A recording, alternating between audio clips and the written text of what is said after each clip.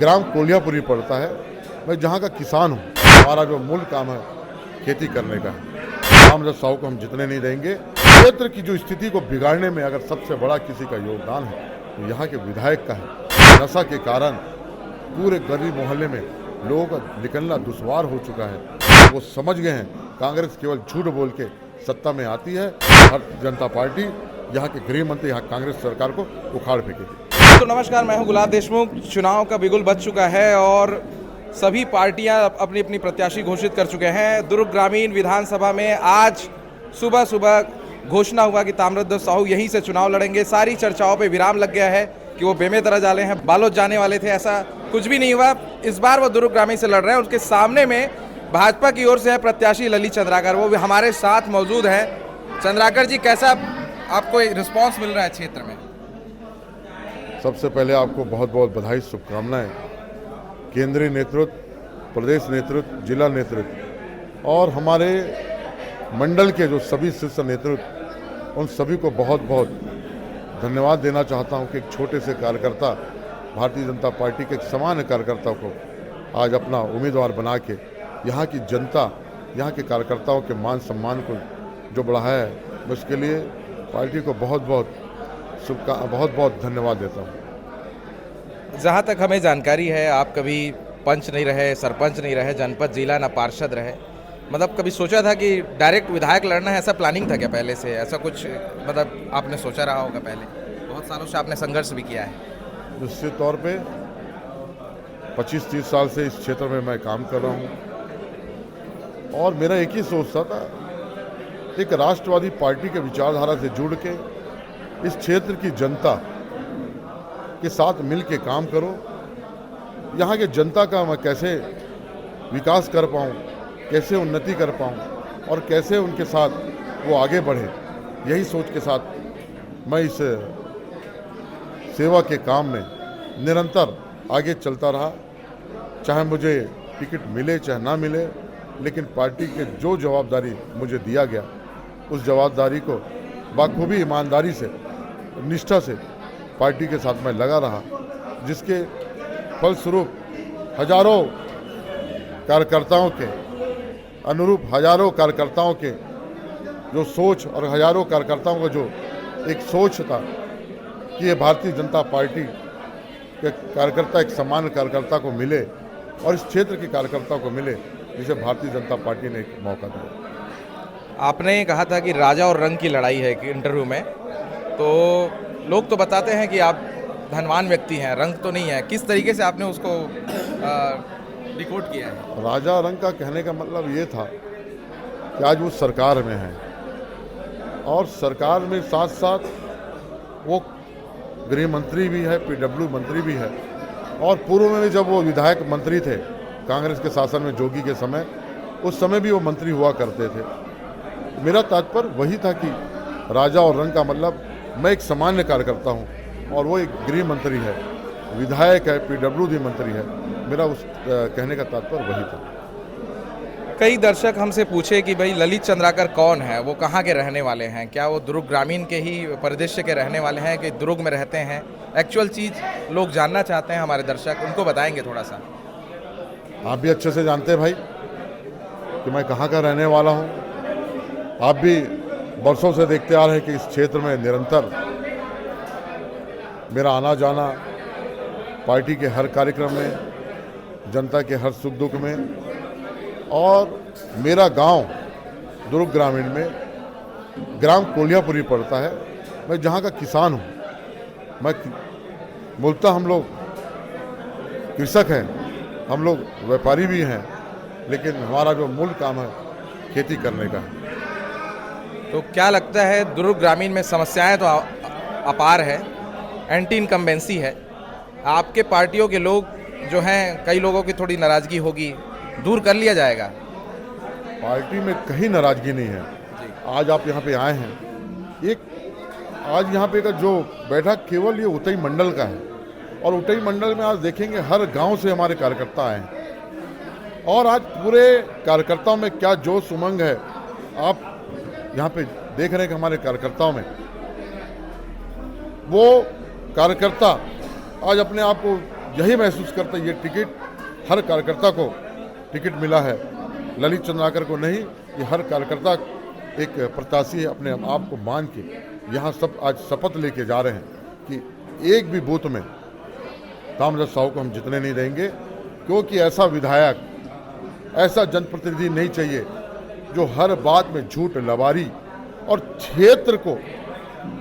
क्षेत्र की जो स्थिति को बिगाड़ने में अगर सबसे बड़ा किसी का योगदान है तो यहाँ के विधायक का है। यहाँ पे हमारे पुलिस को यहाँ के कुछ लोग आके उसके ऊपर हमला कर देते हैं और हमला करने के वाले पर कोई कार्रवाई नहीं होती, और कार्रवाई अगर होने का होता है तो यहाँ के जो जनप्रतिनिधि है, आप समझ रहे हैं मेरा इशारा, उनके ऊपर फ़ोन आता है कि उसको कुछ नहीं करना है।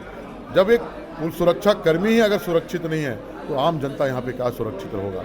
आज पूरे ग्रामीण का वातावरण आप देखेंगे, नशा के कारण पूरे गली मोहल्ले में लोगों का निकलना दुश्वार हो चुका है। सूखा नशा, सट्टा, जुआ, इसका इतना बोलबाला हो चुका है।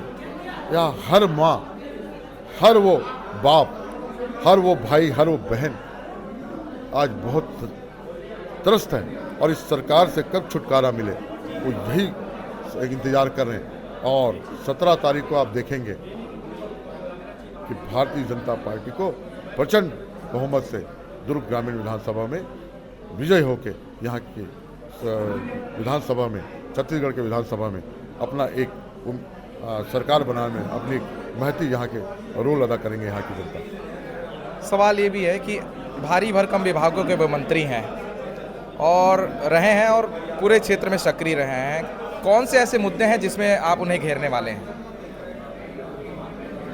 ऐसा कोई मुद्दा नहीं है, मुद्दे की कोई कमी नहीं है, हर जगह मुद्दा है।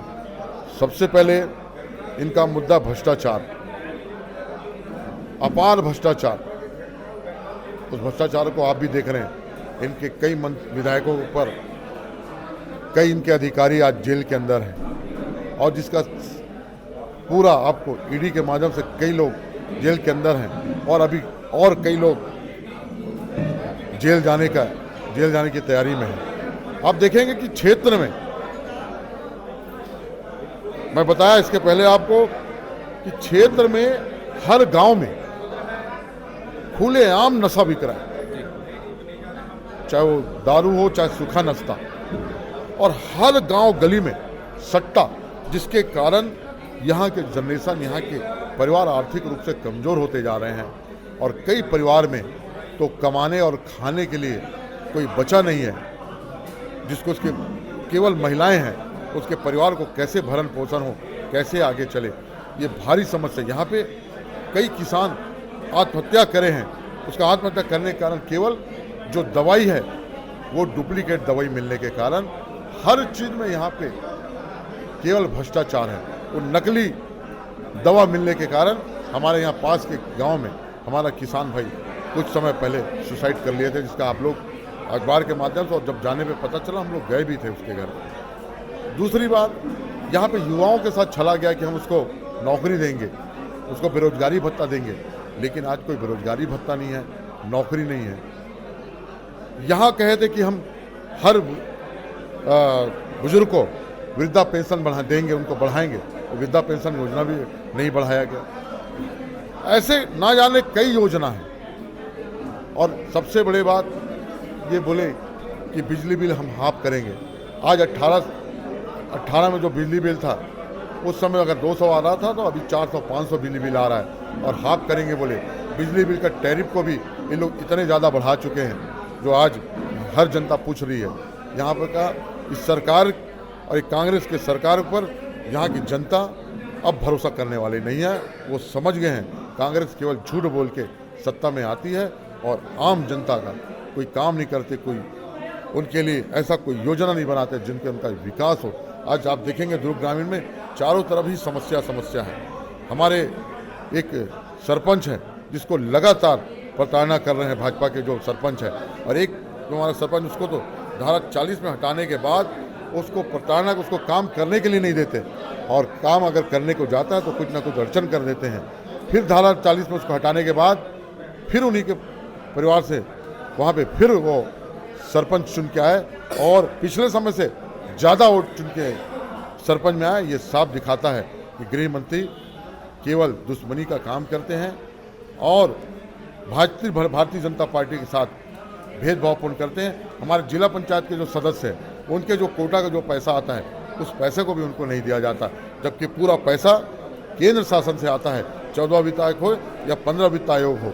और यहाँ देखेंगे यहाँ की सरकार भेदभाव करती है, वहीं पे आप देखेंगे केंद्र की सरकार है बिना भेदभाव करे जो विकास के लिए पैसा चाहिए वो पूरा पैसा देते हैं। आप रोड के मामले में देखेंगे कि हमारा जो सेंट्रल रोड है, केंद्रीय जो रोड है, वो आप देखेंगे कितना बढ़िया और कितना चकाचक है, कितना काम हो रहा है।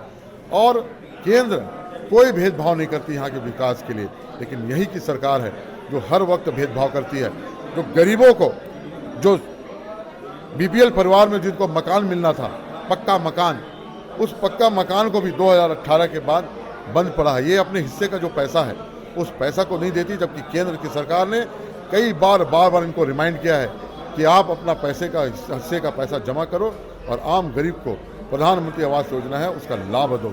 आप देखेंगे 2018 के बाद जो प्रधानमंत्री आवास योजना जो बनना था वो आज पूरा शिथिल हो गया है और बन नहीं रहा है। अभी हमारे दबाव के कारण हम जब कोई आंदोलन किए तो इक्का दुक्का फिर चालू किए हैं, लेकिन ये हमारा आश्वासन है, भारतीय जनता पार्टी की सरकार जैसी बनेगी सबसे पहले प्रधानमंत्री आवास जिसका घर बनने का है वो सबसे पहले कैबिनेट में जाके उनका काम होगा, किसानों के लिए काम होगा, बेरोजगार युवा भाइयों के काम होगा, महिलाओं के लिए काम होगा, वृद्धा पेंशन के लिए काम होगा, हर उस वर्ग के लिए काम होगा जिनके लिए जिसके उनके हक है, जो उनकी ज़रूरत है।